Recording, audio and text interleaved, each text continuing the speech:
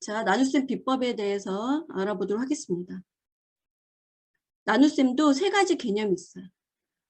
이건 이제 제가 지금 하자 개념 수학 연산편에 있는 내용인데요. 나눗셈이란 무엇일까 해서 나눗셈의 세 가지 개념. 그래서 첫 번째 등분제, 두 번째 포함제, 그 다음에 세 번째가 곱셈의 역이라는 역을 좀 쉽게 만들려고 곱셈을 거꾸로 계산한 것이라고 얘기를 했어요. 근데 곱셈의 역이라는 뜻이고, 그래서 보통은 등분제하고 포함제 얘기만 하는데 곱셈의 역이 중요하죠. 그래서 곱셈의 역을 저는 이 세 가지 중에서 포함제하고 곱셈의 역을 사용을 해서 이 개념의 생명력이 있다 라고 봐서 이제 이 부분을 이제 강조를 하고 그렇게 해서 곱셈과 나눗셈을 연결합니다.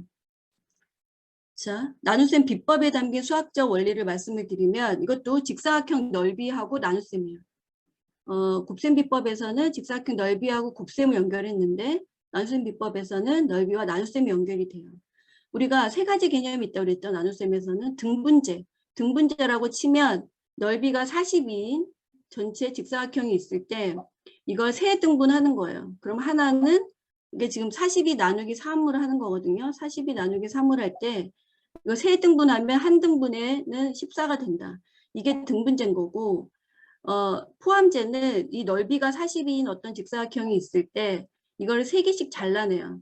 계속 잘라내다 보면 나머지가 없이 딱 잘리는데 그래서 이렇게 덜어내기죠. 계속 덜어내면서 없어질 때까지 덜어내는 게 포함제입니다. 그 다음에 그 곱셈의 역이라고 하는 거는 뭐냐면 이게 지금 3 곱하기 14가 40이라는 것을 곱셈 비법에서 알아봤어요. 그러면 3이랑 얼마를 곱해야 40인가? 우리가 물어볼 때 여기를 물어보고 그러니까 여기를 주고 여기가 얼마냐라고 물어보면 곱셈 문제가 되고 만약에 여기를 주고 여기를 줘요. 그 다음 여기가 얼마냐 물어보면 나눗셈 문제가 되는 거죠. 같은 건데 주어지는 정보가 뭐냐.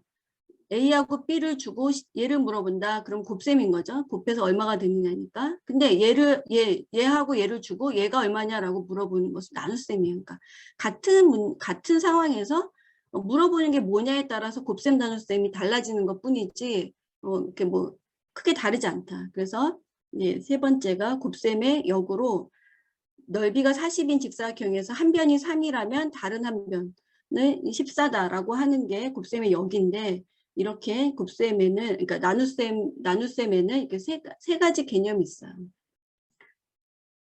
자, 그러면 교과서는 어떻게 되어 있나 한번 살펴보겠습니다. 교과서에서 지금 현재 교육과정에서 3학년 때부터 나눗셈이 나와요. 곱셈은 2학년 1학기에서 곱셈 개념 배우고 2학년 2학기에서 구구단을 배웠는데 구구단까지 안 상태에서 나눗셈이 들어가는 거죠. 그래서 이 처음에 나눗셈은 곱셈의 역으로 시작을 합니다. 6 곱하기 7이 42라면 42를 뭐 6으로 나누면 7이 되고 7로 나누면 6이 된다. 이렇게 곱셈의 역으로 나눗셈을 도입을 하는데 이걸 이제 강조를 하는 거예요.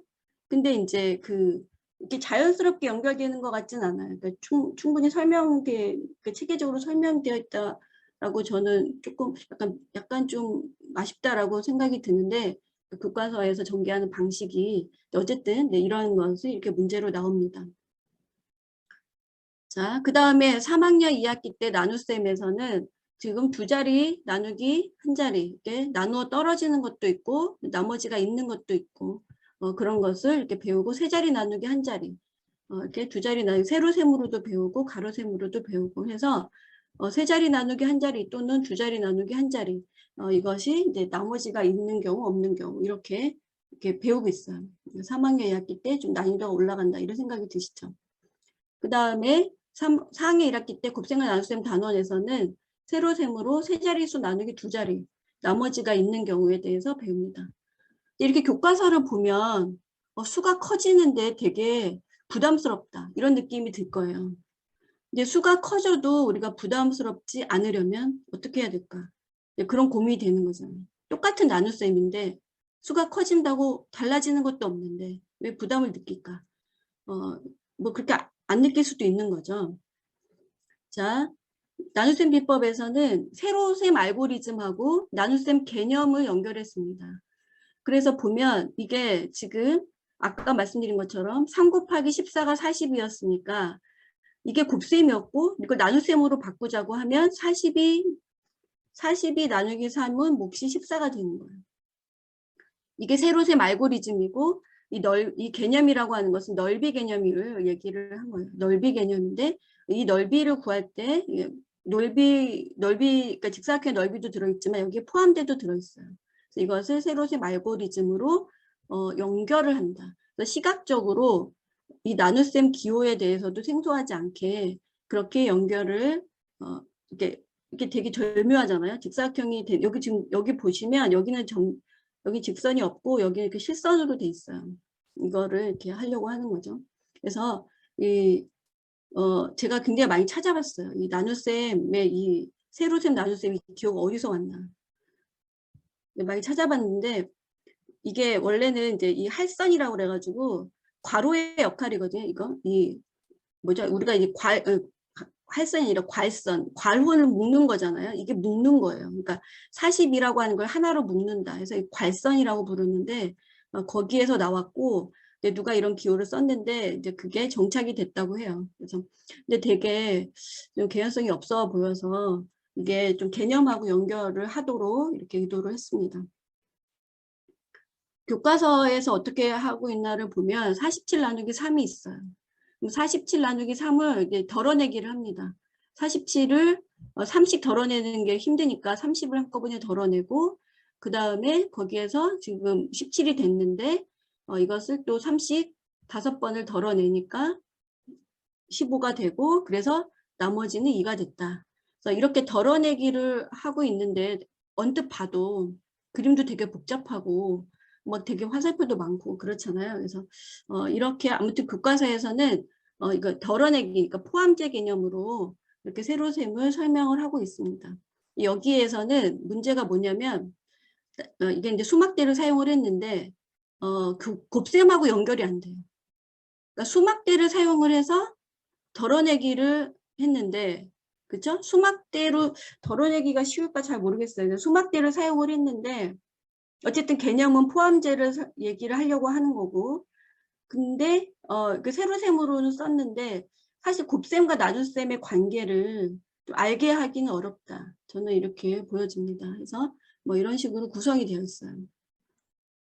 그 교과서를 다시 정리하면 3학년 1학기 때 곱셈 구구의 역으로서 우리가 곱셈을 배웠으니까 곱셈 구구를 배웠으니까 한 자릿수의 곱셈 구구를 이제 거꾸로 하는 방법으로 해서 나눗셈이 도입이 되고 3학년 2학기 때 본격적으로 나눗셈이 들어갔는데 두 자릿수 나누기 한 자리, 세 자릿수 나누기 한 자리를 합니다.